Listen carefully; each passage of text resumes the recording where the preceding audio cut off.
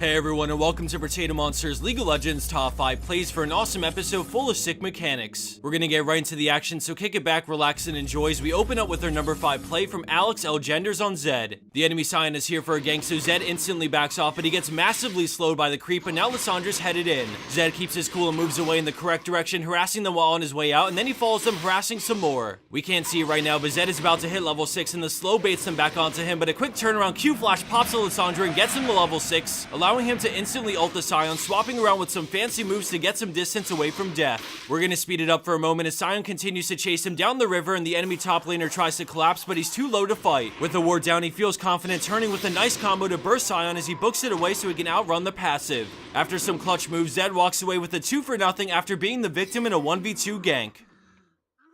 Landing in at our number 4 spot, we have 2-0 on Jarvan, but this is a full team play, so well done, red team. Both teams have grouped up mid 20 minutes into the game and are confident they can win this next fight. Jarvan's off to the side, looking for a way in, and sees it when Lissandra goes in, freezing 3 of them in place as the arrow from Ashe follows while Jarvan EQs for even more chain CC. Right off the bat, they kill 3, but keep an eye on Janna as she flash monsoons the remaining 2 right into her team, delivering them on a silver platter. With 4 dead on the enemy team, they continue chasing the Lucian, catching up to him thanks to an exhaust, and with this ace, they push mid for the inhib, accelerating this game into an easy win for them shortly after this play.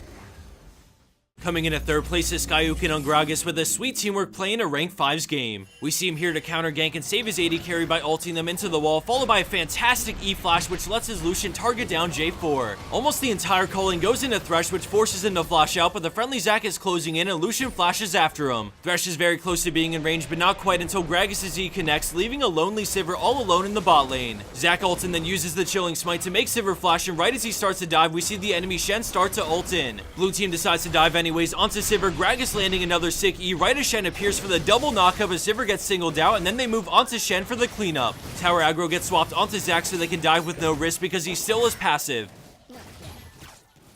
Moving into our number 2 spot, we have Skanky on Cassiopeia with a nasty turnaround play when things are looking rough. This play was submitted directly to us, recorded already, so my apologies about the watermark at the top, but this play is just too good. After losing the Baron, red team is trying to read them and head where they're going, which looks like mid lane, but Cassiopeia ult flashes for the 4-man stun, popping 2 of them crazy fast before moving on to Yasuo for the 3rd kill to Fizz. The enemy Ryze knows escape isn't an option and tries to fight it out, but some solid support from Janna ensures Cassiopeia is safe to sit there and DPS him down for the triple. A sick engage by Cass from the Fog of War is the play her team needed to shut down the Baron push before it could even start.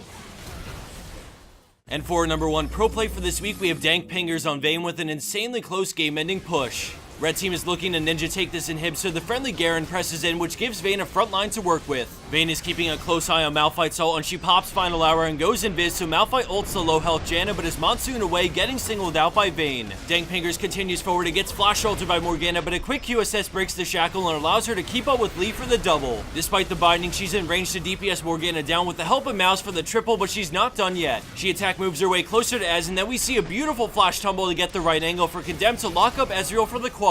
The friendly Garen continues to tank up the tower, so Vayne sits on Thresh, eventually dropping the last enemy player, standing in between them and victory. Since they're all super low in health, they have to be careful as we quickly speed things up and they push all the towers, but the enemy team successfully defends. Now we turn our attention to the red team's Kha'Zix as he sneaks his way into the base and beelines it to the Nexus to go for the hero play. At this point, I think the enemy team just gives up because they make some pretty big mistakes in stopping this Kha'Zix as he closes out the game solo.